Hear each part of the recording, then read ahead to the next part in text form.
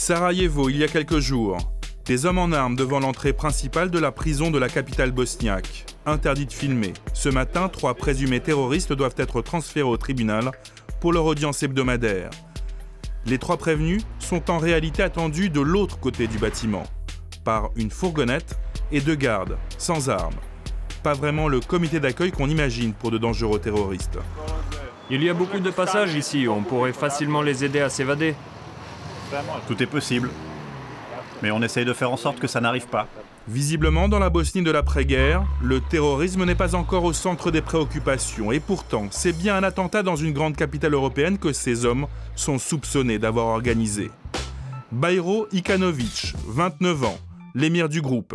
Il est bosniaque et a combattu de 92 à 95 au sein de l'unité El Moudjahidine, la fameuse brigade internationale de l'armée bosniaque. 6000 combattants venus de tout le monde musulman pour faire le djihad aux côtés de leurs frères de religion. Mirsad Bektasević, 19 ans, né en Bosnie, parti à l'âge de 6 ans au début de la guerre à Göteborg en Suède, naturalisé suédois. 3e prévenu, Abdülkadir Cesur, 20 ans, né au Danemark, nationalité turque. 3 hommes arrêtés en possession de 20 kilos d'explosifs en septembre 2005. Pourquoi tu avais besoin de 20 kilos d'explosifs?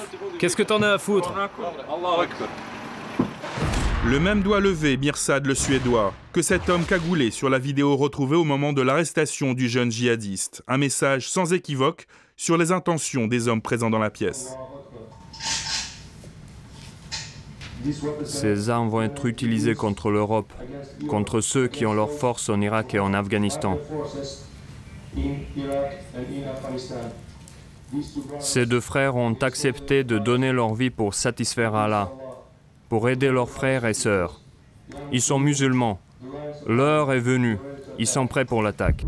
C'est le procès de 3 jeunes internautes qui ont trouvé la base idéale pour jouer aux apprentis terroristes au cœur de l'Europe qui se joue aujourd'hui au tribunal de Sarajevo. Mirsad Fazlić, reporter pour Sloboda Bosna, un hebdomadaire indépendant, suit leur procès depuis le début. Pour lui, ces nouveaux djihadistes sont encore plus dangereux que leurs aînés. Vu qu'il s'agit d'un cas international, qu'il s'agit de gens qui sont venus des pays d'Europe occidentale, ça a provoqué l'inquiétude de la communauté internationale. Pendant l'enquête, la police et des services de renseignement étrangers étaient présents ici. Ils venaient du Danemark, de Suède, de Grande-Bretagne, d'Amérique. Des services de renseignement occidentaux qui s'inquiètent surtout de la facilité avec laquelle les prévenus ont réussi à se procurer autant d'armes et d'explosifs. Des amateurs qui risquent 15 ans de prison pour planification d'un acte terroriste en Europe. Une affaire suivie également de très près par Washington et le FBI. Je suis agent du Bureau fédéral d'investigation. Je suis légiste expert en audio et vidéo. Je travaille à Quantico, en Virginie, aux États-Unis. Un expert du FBI qui confirme que la cassette testament retrouvée au moment de l'arrestation des 3 hommes a bien été filmée avec cette caméra vidéo appartenant à Mirsad. Une cassette où l'on voit clairement des hommes cagoulés en train de s'entraîner dans la forêt. Malgré cela, l'avocat du jeune Suédois compte plaider non coupable. On a basé notre défense sur le fait qu'il n'y a pas de preuves qu'ils ont commis un acte terroriste relevant du code pénal. Qu'est-ce qu'ils ont fait alors? Rien. On a trouvé chez eux une certaine quantité d'explosifs. Ça ne relève pas du terrorisme. Ils n'ont rien fait d'autre. Pourquoi avaient-ils besoin d'explosifs? Comme tout le monde. Par curiosité. C'est aussi par curiosité et en chattant sur un forum djihadiste que Mirsad, qui vit à Göteborg en Suède, et Abdülkadir, qui vit à Copenhague au Danemark, ont rencontré Bajro, l'ancien Moudjahidine devenu émir qui vit à Sarajevo en Bosnie. 1 an de correspondance assidue, puis c'est le voyage en Bosnie. C'est Amir qui a fourni les explosifs à Bajro et à son groupe. Il a obtenu une remise de peine pour avoir dénoncé ses camarades. 2 ans de prison au lieu de 15. Un repenti qui garde sur lui la marque de ses engagements passés. Pourquoi l'as-tu tatoué? Parce que je l'aime, voilà, c'est tout. À cause de ce qu'il a fait? C'est pas à cause du 19, en fait, du 11 septembre. Je l'aime, tout simplement. J'aime les gens fous. Il est vraiment fou. Il a attaqué le monde entier. Il est vraiment con, mais vraiment. Bête et dangereux Amir. Braquage à main armée, trafic en tout genre. Un homme ultra-violent qui a failli tuer un policier à coups de poing. Je crois qu'il y a écrit djihad là. En tout, 7 ans de prison pour ce voyou, tombé en djihadi, un peu par hasard. À l'époque où j'ai rencontré Bayrou, je buvais, je me droguais. Pendant 3 mois, il m'a pris en charge. Il m'a trouvé un boulot, j'ai arrêté de boire, de me droguer. J'étais franchement bien avec eux, franchement. Chaque soir, à la maison, ils allumaient la télé.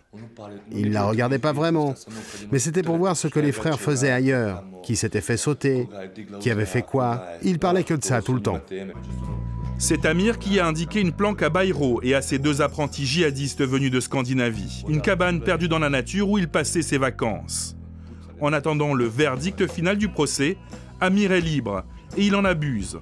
Il tient à nous montrer à quel point il est effectivement très facile de se procurer des armes en Bosnie. Qu'est-ce qu'il y a dans les conteneurs? Il y a de l'explosif dans les containers. Et voilà comment tu peux le trouver ici. Et qu'est-ce qu'il y a en bas? Une caserne de l'armée. C'est leurs explosifs là. Il y en a au moins 1 tonne là-dedans. Et moi, ils m'ont condamné à 2 ans pour 20 kilos seulement. On peut les ouvrir? Oui. Ici, ils vident l'explosif des grenades et ils le stockent. Tu peux prendre autant d'explosifs que tu veux. Qui le garde? Personne. Voilà. Je vois les choses comme ça. Quand j'étais jeune, je portais la photo de Che Guevara sur mes t-shirts. Pourquoi? Parce qu'il était le symbole de la résistance contre la bourgeoisie, contre le capitalisme. Maintenant, Ben Laden, c'est la même chose, sauf qu'il a une barbe plus longue. Je leur dis, si tu es un homme et un moudjahidine, va en Irak. Les Américains se sont déclarés force occupante. Et toi, d'après les conventions internationales, tu as le droit de te battre contre les occupants.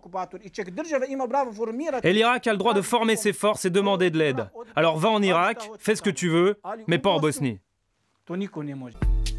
Depuis l'arrestation de Bayrou et de ses 2 apprentis terroristes, le gouvernement bosniaque a ordonné l'expulsion de 150 anciens combattants étrangers naturalisés pendant la guerre. Autre conséquence du procès, une 40aine de personnes ont été interpellées au Danemark et en Grande-Bretagne. Parmi elles, Irhab 007, c'est-à-dire terroriste 007, le chef du forum djihadiste sur lequel se sont rencontrés les 3 prévenus. Son procès est prévu à Londres en janvier prochain.